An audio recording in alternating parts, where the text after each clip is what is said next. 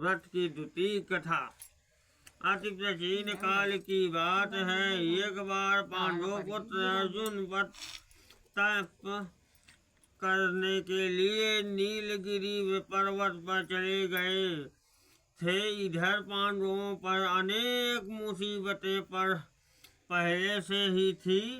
इससे द्रौपदी ने विलय होकर श्री कृष्ण जी का आराधना की। श्री कृष्ण जी प्रकट हुए और पूछा, द्रौपदी तुम्हें क्या कष्ट है? हे प्रभु, द्रौपदी ने हाथ जोड़कर कहा, मुझे क्या कष्ट है यह आप तो स्वयं जानते हैं। आप तो अंतर्यामी हैं। मुझे कष्टों के बोझ ने विलय कर दिया है। क्या कोई ऐसा उपाय है कि जिससे इन कष्टों से छुटकारा मिल जा सके? तुम्हारा प्रश्न अति उत्तम। और द्रौपदी श्री कृष्ण मुस्कुरा कर बोले, प्रभु फिर मुझे दुखी नारी का कष्ट दूर करने के लिए उपाय बताइए। द्रौपदी ने कहा कि श्री कृष्ण जी, तुम मुस्कुरा कर बोले, यही प्रश्न एक बार पार्वती जी ने शिव जी से किया था। तब श्री शिव जी ने करवा चौथ व्रत का विधान बताया था। द्रौपदी बोली, हे प्रभु, फिर करवा चौथ की जानकारी मुझे भी दीजिए और उसकी कथा व विधि विधान क्या है, कृपया हमें भी विस्तार से बताइए। श्री कृष्ण जी ने कहा, एक पल सोचने के बाद कहा, दुख सुख को सांसारिक माना जाता है। प्राणी उसमें सदा ही लिप्त रहता है। मैं तुम्हें अति उत्तम श्री करवा चौथ माता के व्रत की कथा सुनाता हूँ।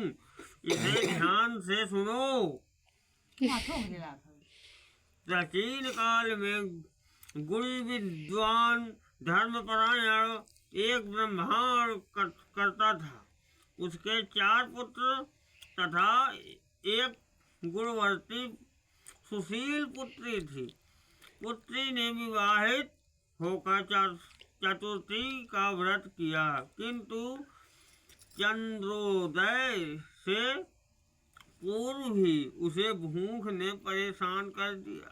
इससे उसके स्नेह दयालु भाइयों ने छल से पीपल की आड़ में झूठा चंद्रमा बनाकर दिखा दिया। लड़की ने आद्य देखकर भोजन कर लिया। भोजन करते ही उसके पति की हृदय गति बंद हो गई। जब तो उसके हृदय विदारक करोड़ चित्कार से सारा घर गांव कांप उठा। उसी रात्रि में इंद्राणी भूखी विचरण करने आई। तब ब्रह्मांड पुत्री ने उनसे अपने दुख का कारण पूछा। इंद्राणी ने बताया, तुम्हें श्री करवा चौथ माता के व्रत के दिन चौथ दर्शन से पूर्व भोजन कर लेने से यह कष्ट मिला है। तब उस लड़की ने हाथ जोड़कर विनय की इस मुक्त होने का उपाय बताइए। इस पर इंद्राणी ने कहा, यदि तुम विधि पूर्वक अगली करवा चौथ माता का व्रत करने का वचन दो, तुम्हारा पति पुनः जीवित हो जाएगा। कन्या ने ऐसा करने का वचन दिया तो उसका पति स्वस्थ हो गया।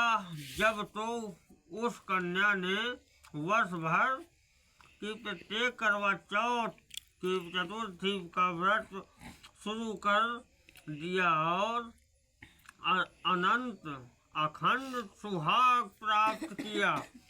श्री कृष्ण ने कहा, हे द्रौपदी, यदि तुम भी इस व्रत को करोगे तो तुम्हारे सभी संकट टल जाएंगे।